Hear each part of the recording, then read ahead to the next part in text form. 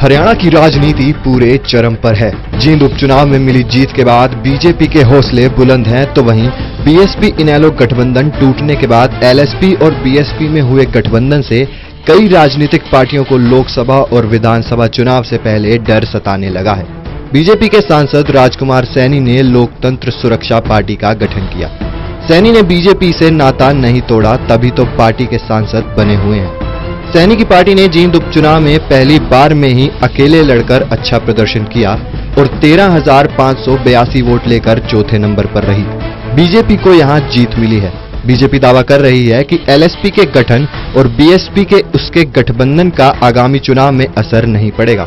वहीं सीएम मनोहर लाल खट्टर इसे महामिलावट बता रहे हैं। अर्थ नहीं है, बिना किसी नीति के, बिना किसी नेता के इस प्रकार के गठबंधन कभी चला नहीं करते हैं। जनता इस पर भरोसा नहीं करती। ये जैसे नरेंद्र मोदी ने कहा, ये गठबंधन नहीं है, झूठ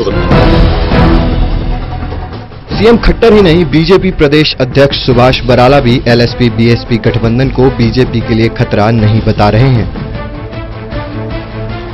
इस प्रकार के जो गठबंधन बिना किसी आधार के होते हैं, जिनके पीछे केवल एक एजेंडा होता है, किसी जो अच्छे तरीके से चलती हुई सरकार है उसको कैसे बदनाम किया जाए, केवल इस भाव को लेकर के जो गठबंधन होते हैं उनका हश्र हमेशा इसी प्रकार का होता है।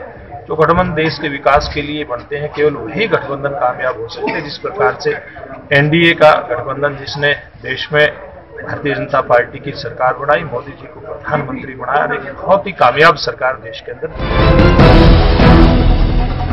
बीजेपी ही नहीं, कांग्रेस भी गठबंधन को अपने लिए खतरा नहीं मान रही है। लेकिन सैनी की पार्टी को जींद उपचुनाव में मिले वोट पुराने दलों के लिए सही संदेश नहीं है। ऐसे में जब दलित वोट बैंक पर पकड़ रखने वाली बीएसपी एलएसपी मिलकर लोकसभा और विधानसभा चुनाव लड़ेगी, तो यह बीजेपी के साथ साथ कांग्रेस के लिए भी बड़ा खतरा है।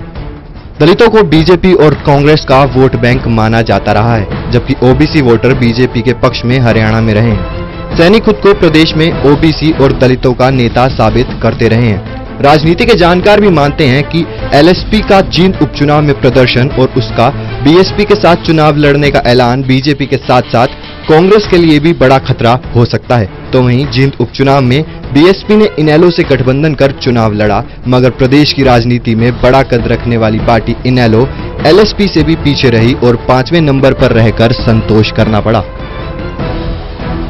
नए गठबंधन की चर्चा कर रहे हैं।